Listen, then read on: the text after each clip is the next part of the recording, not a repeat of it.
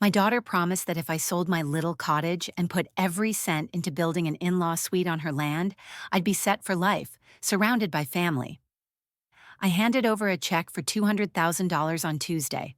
By Friday, I understood I hadn't been brought closer for love at all. I'd been brought in for free childcare and a renovation they couldn't afford. And somewhere in all that paperwork, they missed one small loophole I would eventually find. My name is Linda. I'm 68, and until a month ago, I thought I was finishing my life the way most mothers hope to, near my only child, watching my grandkids grow up, eating Sunday supper at a crowded table instead of heating soup for one. The night before I sold my cottage, I walked through every room like I was saying goodbye to a person. I ran my hand over the dent in the kitchen counter where my late husband once dropped a toolbox. I straightened the homemade curtains I'd sewn when money was tight and pride was all we had. Every corner held a memory I'd paid for in time, worry, and love. "Mom, it's just a house," my daughter Megan said on the phone that afternoon. "You'll have your own space here, your own entrance, your own bathroom. You'll never have to worry about anything again." When she said just a house, something in me flinched. To her, it was lumber and drywall. To me, it was proof, my last proof, that I could still stand on my own 2 feet. A small, hollow ache opened under my ribs, but I pressed it down because she sounded so excited, and because I wanted to believe that excitement was about me, not my money. On Tuesday, we sat in the bank together. I wore my good blue blouse, the one Megan once said made my eyes look less tired. She and her husband Jason sat close, scrolling on his phone, murmuring about square footage and open layouts. They looked like a young couple about to make a smart move. I tried to feel proud. "Mom, this is going to be amazing," Megan said when the teller slid the check across for my signature. "You'll be right there with the kids. No more worrying about shoveling snow or broken pipes. We're doing this as a family." As a family. The words warmed me and stung at the same time. Warm because I'd pictured that exact sentence for years. Sharp because I noticed what she didn't say. She didn't say, "You've done enough, let me do this for you." She said, "We're doing this," like my life savings was simply another part of their plan. I signed anyway. My hand shook. I laughed and said, "Guess that's what happens when you're signing away your independence." I meant it like a joke, but inside, it landed too close to the truth.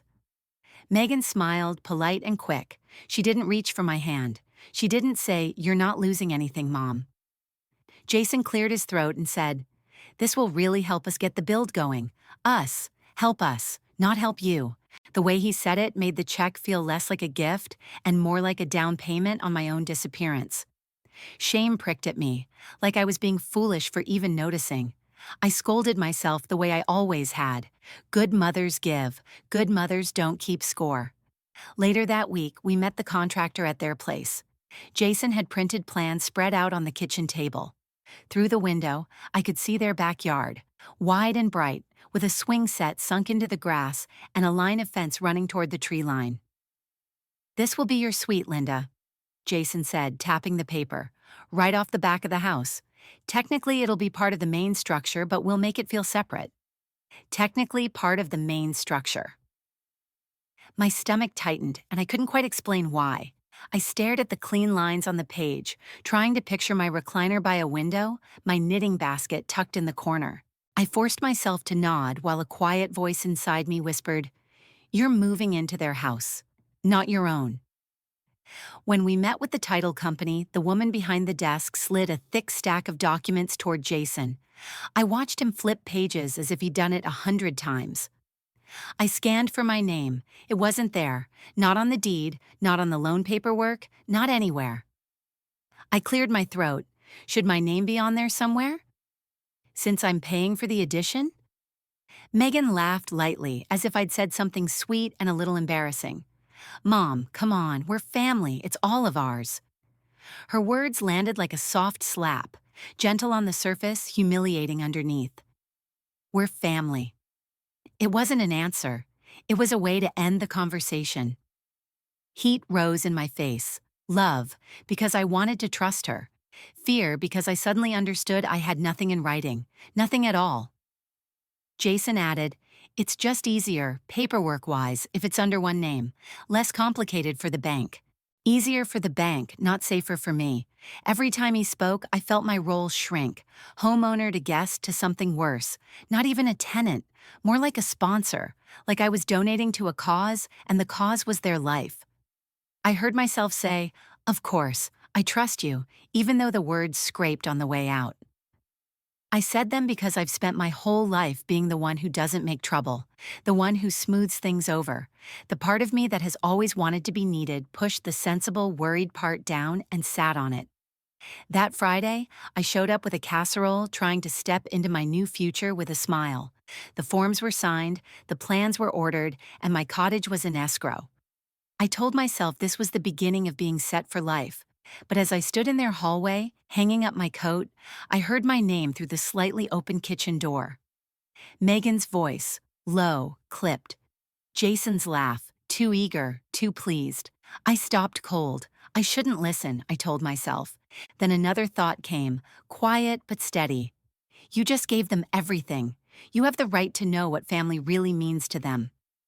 So I stayed there in that narrow hallway, one hand braced on the doorframe, while their words began to peel away the story I'd been telling myself. And with every sentence, something inside me split a little more. I was still standing in the hallway when the words that changed everything drifted out of the kitchen. Casual, sharp. Jason said, "Once the addition is done, the value of the house is going to jump. Your mom basically just paid for our upgrade." Hearing our upgrade instead of her home hit me like a quick jab. My chest tightened. I'd written that check thinking I was buying safety, a place to belong. In his mouth, I was a stepping stone. The resentment rose hot and quiet because he didn't even know I was there, comfortable talking about me like I was a tool. Megan answered, her voice low. "I know. And with the extra bedroom, we can finally do that rental thing. People pay a lot to stay near the lake." Rental thing? Extra bedroom. They weren't calling it my suite. It was already an asset. My throat went dry. Every word made me feel smaller, like a line in their budget. Hearing my own daughter talk that way stung worse than anything Jason could say. I'd always believed to her I was more than what I could provide. Then Megan added, "Plus, having her here means no more daycare costs. She loves the kids. She'll say yes to everything. It's perfect. No more daycare costs. She'll say yes to everything. Perfect." There it was. I wasn't moving closer as a loved parent. I was free help, their savings plan. Anger mixed with hurt, but I stayed still, because the moment I made a sound, they'd smile and act like I'd misunderstood. Jason chuckled. "We just have to keep her happy until everything's finished. After that, we'll figure out what to do. Maybe that senior place near the highway. 6 months, a year tops. The rental income will cover it." After that senior place, the world went quiet in my ears. 6 months, a year. Figure out what to do meant figure out where to put me. My legs turned weak. I'd sold the only home that was truly mine, and the people I trusted most were already planning my next address. Every sacrifice I'd made replayed in my mind, and their words made each one feel foolish. I backed away from the kitchen, slow and careful, and slipped out the front door. In my car, I sat with both hands on the steering wheel, staring at the dashboard. I didn't cry. I just sat there, stunned, holding myself together by sheer silence.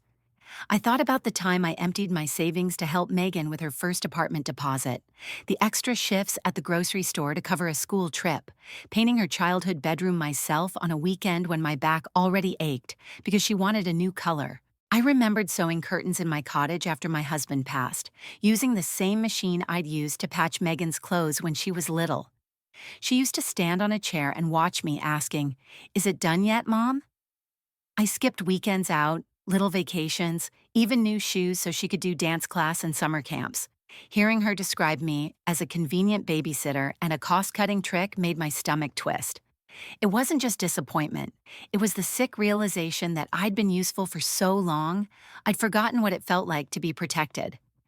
The months that followed, while the addition went up, were a steady drip of small cuts. Jason would say, "Since you're not working, maybe you can meet the contractor again tomorrow." On the surface, it sounded reasonable. Underneath was the assumption that my time didn't matter. I'd nod and agree, but inside something flared every time they acted certain I'd always be available. Megan would text, "Can you watch the kids late? We're going out. You don't mind, right?" That last line was a trap. If I said anything but yes, I'd be the difficult one. Years of training myself to be easy, grateful for any invitation at all, kept me saying yes. But every yes tasted bitter because I'd heard her say I would say yes to everything like it was a plan, not a kindness. When I finally moved into the finished suite, the first week felt like a test. The kids ran in and out. Megan dropped laundry on my couch for just a minute that turned into hours. Jason started cutting through my living room to get to the backyard, not even knocking. My private space became a hallway. Each time he passed without a word, the resentment packed in, quiet and dense.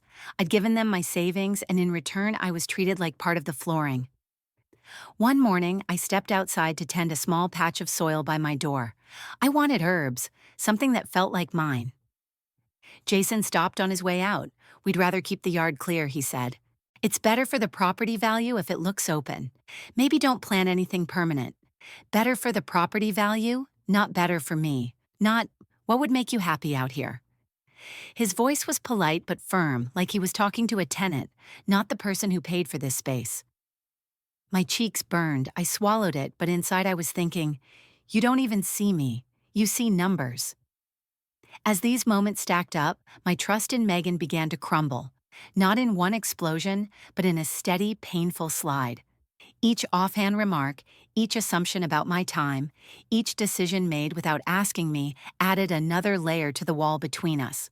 I still smiled, still cooked, still picked up the kids. Outside, I was the same helpful mother I'd always been. Inside, I was finally admitting the truth. They'd built their life around my giving, without ever planning to give me real security in return. The day I walked into a lawyer's office, the sky was bright and clear, like the world had no idea my life was coming apart one quiet hour at a time. I hadn't planned to go. I told myself I was running errands, but I drove right past my usual stops and ended up parked in front of a brick building with a small sign, "Elliot Green, Attorney at Law." My hands clamped the steering wheel until my fingers ached. It started the night before. I was heading to the kitchen, not sneaking, when I heard Megan and Jason again. My name stopped me cold. Jason said, "Once the Airbnb listing's up, we'll finally have breathing room. We just need to decide when to tell your mom about the senior place. Sooner is better. She's getting too comfortable." Too comfortable. The words burned. I paid for that suite, but they talked about sending me away like I was an old couch in the wrong room. Heat flashed up my throat. Anger, shame, disbelief, all tangled together. Megan sighed. "I know, but she's sensitive. I don't want a scene. We'll say it's for her own good. More people her age. More support. Support. Easier."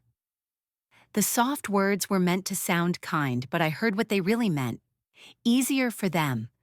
Support for them. They were rewriting the story so they could play the caring children, while I became the burden they had to place somewhere else. My chest tightened. I wanted to step in and say, "I'm not your burden. I paid for your comfort." Instead, I stood there, silent, shrinking. Later, in my little bed in that so-called suite, I stared at the ceiling and thought about the first time I heard that phrase, when my own father told me to leave home at 18. "We just thought it would be easier if you figured things out on your own." I'd stood there with a suitcase, trying not to cry, learning how love can feel like a door closing. Hearing Megan say the same thing decades later made something split open inside me. I saw the pattern clear as day. All my life, I'd accepted it's easier as permission for people to hurt me and call it practical. The ending never changed. I was left holding the loss, and they moved on. In the morning, I made coffee like always. Megan swept through the kitchen with her phone in her hand. "Hey, Mom," she said without looking up, "can you grab the kids from school again? Jason and I are meeting with a loan officer about refinancing. It's a big deal for us." For us. Something in me clicked. Not just pain this time, but a clean, hard edge. Refinancing meant using the added value of the house, value my money created, while they plan my exit. I smiled and said, "Sure, because old habits die slowly." But inside I thought, "You're building a future that doesn't include me." and you're using my life to do it." After she left, I sat at my small table with papers spread out: bank statements, the cashier's check receipt, and the messages where Megan promised, "You'll live here for the rest of your life. You'll always have a home with us." Reading those words made my hands tremble. I could have confronted her. Instead, I chose quiet. Not because I was weak, but because I was done reacting. I was ready to plan. I called my friend Carol from church. Years ago, she'd been through a hard divorce and once mentioned a lawyer who helped her. "Do you still have his number?" I asked. She must have heard something in my voice because she didn't press me. She texted it and added, "Please talk to him. You deserve to feel safe." That sentence stung my eyes. Megan told me I was lucky. Jason told me I should be grateful. Carol said I deserved safety. The difference felt like a lamp switched on in a room I'd kept dim for years. When I sat across from Mr. Green, I felt strange, like I was doing something wrong simply by being there. "I don't know if this matters," I said, sliding my papers toward him. "I gave my daughter and her husband $200,000 to build an addition. My name isn't on anything. They promised I could live there forever, but now they're talking about moving me to a facility so they can rent the suite out." Saying it out loud made my voice shake. I waited for pity. Instead, he read with a focused frown. He asked careful questions. "How was the money transferred? Do you have messages about why it was given?" "Did they use language like forever home?" I answered, and each answer tightened the knot in my chest. These weren't vague favors. They'd used clear promises to get my money, and now they were treating me like something temporary. Finally, he looked up. "I'm not giving you formal legal advice yet," he said, "but what you've described can fit what we call a constructive trust. Even without your name on the deed, transferring money to secure housing for yourself can create rights." I stared at him. "So I'm not just stuck? I didn't throw my life away?" He shook his head. "No, and going forward, never fund construction without something in writing, like a life estate deed or an agreement that clearly gives you the right to live there. But even without that, you're not powerless. Not powerless."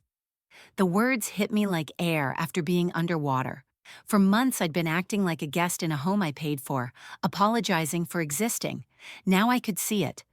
I had more than hurt feelings. I had options. Driving back, the resentment didn't disappear. It changed shape. It wasn't the kind that made me smaller anymore. It became steadier, like a backbone settling into place. That night, when Megan said, "We just want what's best for you, Mom," and brought up the senior place again, I heard it differently. Before, it would have made me doubt myself. Now it sounded like a line she repeated to feel better about choices that served her. I still nodded. I still kept my voice calm. But inside, I stored every word like evidence. And for the first time, I thought, "You've counted on me always saying yes. You're about to learn what happens when I finally say no." By the time summer rolled around, something in me had gone cold. Steady, quiet, lasting. On the outside, nothing looked different. I still made dinner some nights, still picked up the kids, still listened while Megan complained about work and Jason complained about bills. But inside, I stopped hoping they'd suddenly see me. I started thinking in terms of proof and protection instead of apologies and excuses. Mr. Green became my quiet ally. I went back to his office with a folder thick enough to weigh down my purse. Bank records showing the $200,000. Text messages where Megan wrote, "You'll live here forever, Mom. This is your forever home." Emails between Jason and the contractor calling it Linda's suite. Every time I printed one of those messages, resentment twisted in me.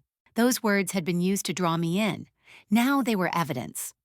He flipped through the pages and nodded. "This is good," he said. "It shows intent, that the money was meant to provide you with secure housing. Hearing meant to provide you brought back every moment they discussed moving me out." The contrast made my jaw clench. I thought of Jason saying I was too comfortable, like I was a stray that wandered onto his porch. My resentment gave me patience.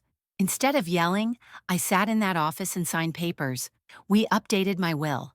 I'd planned to leave whatever was left to Megan because that's what a mother does, or what I'd been taught to believe. Now I directed anything I recovered into a small trust for the grandkids and a charity I cared about. We also revoked the power of attorney I'd given Megan years ago, just in case. Remembering how proud she'd looked when I signed it made my stomach turn. She'd said, "I'll always protect you, Mom." Now I understood I needed protection from her decisions. Mr. Green explained the next step. "We can file to assert your interest and record a lease pendens against the property," he said. "That puts the world on notice there's a dispute. Banks don't like it. It usually stops refinancing or selling until things are resolved." He wasn't talking about revenge, he was talking about leverage and safety. Still, I won't pretend I didn't feel a small, quiet satisfaction, knowing there was finally a tool that could make them pause and look at what they'd done. At home, I kept collecting. When Megan texted, "You know we'd never let anything bad happen to you," I took a screenshot before I even replied. The sweetness of it made my resentment flare, because it was a cover over the truth. They had already planned something bad. They just didn't want to feel responsible for it. I wrote the date and time in a notebook I kept in my nightstand. Jason would say things like, "Once we get this refinance approved, things will be more comfortable for everyone." Every time he said "for everyone," my teeth tightened. Everyone, in his mind, meant him and Megan. I knew he wasn't thinking of me when he talked about vacations and upgrades. I kept my face calm and answered politely, because arguing would give them room to twist the story. I wanted the facts to speak louder than my hurt. I also went to the bank and removed Jason as an authorized contact on one of my small accounts. The clerk asked, "Are you sure?" And I said yes, with a calm I barely recognized. I didn't rant. I didn't explain. I let the paperwork do what my feelings couldn't. When Jason tried to refinance, I knew without being told. He came home wearing that fake relaxed energy, the kind he used when he was nervous. At dinner, he said, "We met with the loan officer today. With the addition, the house appraised much higher. This refinance is going to open things up for us. Might even make it easier to cover some of your expenses, Linda." The way he said "your expenses" made me want to laugh and cry at the same time. My expenses? I barely spent anything. I was the reason their mortgage was manageable at all. His words felt like a rewrite of history, casting him as my provider. Resentment pulsed under my ribs, but I kept my voice even. "I hope it all works out," I said, and took another bite of potatoes. A few days later, their calm finally cracked. Jason walked into my suite without knocking, his face flushed. "The bank says there's some kind of legal notice on the house," he said, waving a stack of papers. "They called it a lease pendens. They said there's a dispute about the title and they can't move forward. Did you do something?" His tone was sharp, but what stung was his surprise, like it had never occurred to him that I might defend myself. It told me exactly how he saw me, someone who would bend, forgive, and keep giving. "I got legal advice," I said, steady. "I needed to protect my home." Megan appeared behind him, eyes wide. "Your home?" she repeated. "This is our house, Mom. What did you do? You're jeopardizing our future, the kids' future. You're destroying our comfort over some misunderstanding. Destroying our comfort." The words hit like cold water. They had planned to move me out of the space my money built, and yet I was the villain for refusing to be erased. My resentment sharpened, but it didn't explode. It hardened into something firm. I could see it clearly now. They weren't upset because I'd been harmed. They were upset because their plan had finally met resistance. "I'm not going to argue with you," I said quietly. "If you have questions, you can talk to my lawyer." Silence dropped between us. Jason snapped, "How could you do this to us after everything we've done for you? After everything we've done for you?" For a moment, I almost laughed. My mind flashed to the bank transfers, the texts promising forever, the late-night conversations about sending me away. The unfairness was so loud it nearly drowned him out. But I didn't list my sacrifices. I didn't beg them to remember. I just held his gaze and stayed where I was. The next days were phone calls and panic. I heard their voices rise and break as they realized the refinance was blocked until my claim was addressed. The system they'd built, on my silence and their control, started to wobble. They blamed me, of course. They threw words like selfish and dramatic. Each one still stung, but less than before, because now I had something solid under my feet. For the first time since I'd written that check, I felt control returning. Not loud, not cruel, Just steady. I cooked less. I stayed in my suite more. I answered their pointed comments with short, polite replies and kept my real thoughts to myself. On the surface, I was calm. Underneath, I wasn't the woman who accepted every slight as the price of being loved anymore. Something in me had shifted, and the house and everyone in it was starting to feel that shift, even if they didn't yet understand what it would cost. The call from the bank came on a Wednesday right after lunch. I heard Jason through the thin wall, louder than usual, strained enough to raise the hairs on my arms. "What do you mean you can't move forward?" he said. "We need this refinance. We've already planned around it." I couldn't hear the person on the other end, but I knew. The Ellis pendants, the dispute, my claim. Every time he raised his voice, I felt resentment and relief at once. Resentment because he still acted like I was causing trouble.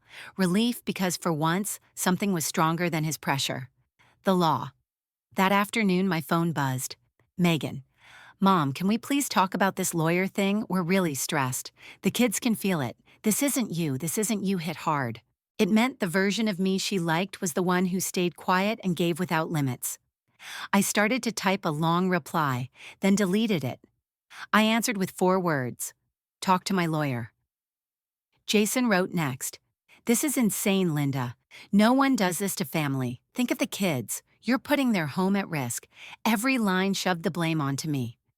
"Family doesn't take your money, plan to send you away, then call you disloyal for refusing to cooperate." They used the word family like a tool, and that gave my resentment a sharper edge.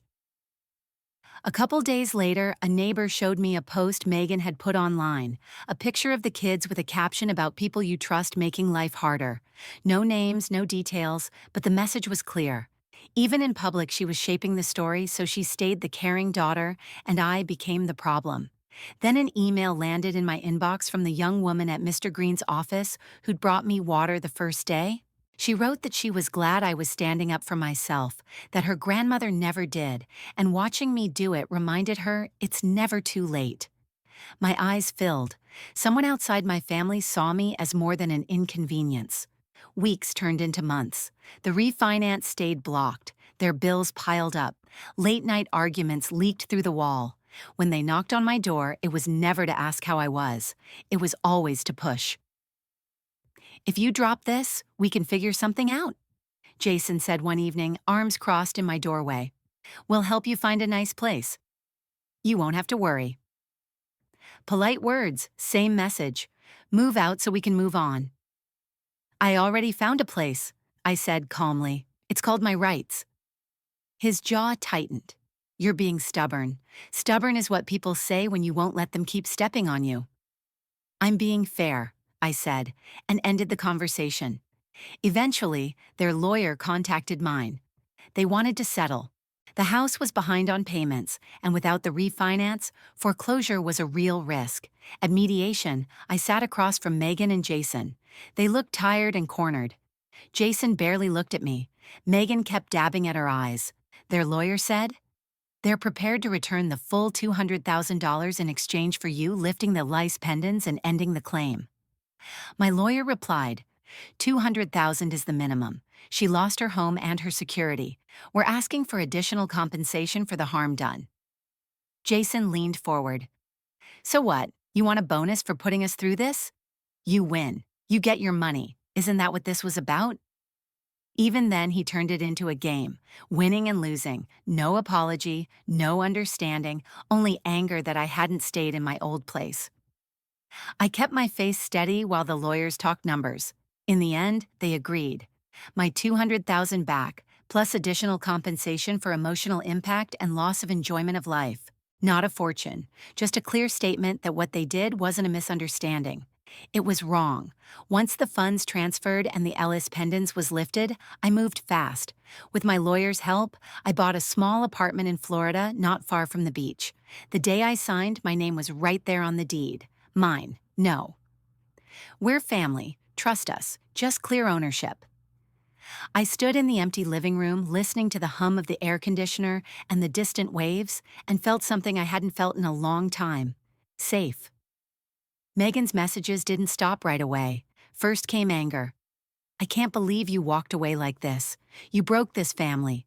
Then guilt. The kids miss you. If you loved them, you'd try harder. That one hurt because I did love them. I always would. But loving them didn't mean letting their parents decide my worth. I answered less and less. When I did, I kept it short and kind. I love the kids. I hope you're all well. No explanations, no defense. One evening, I sat on my balcony and watched the sun sink over the water. I realized something I'd refused to name for years. Love that requires you to disappear isn't love. It's dependence dressed up as care. I was alone, but I didn't feel empty. No footsteps outside my door. No voices saying I was too comfortable. Just quiet, and the steady warmth of knowing that for the first time, I had chosen my own side. If someone had told me a year earlier my happy ending would be a set of keys in my own hand and a life without the people I once trusted most, I would have called it a sad story. Sitting there in the evening light, I knew better. You don't have to earn peace in someone else's house. And when the people who claim to love you treat you like a tool, walking away isn't cruelty. It's the first real act of love you give yourself.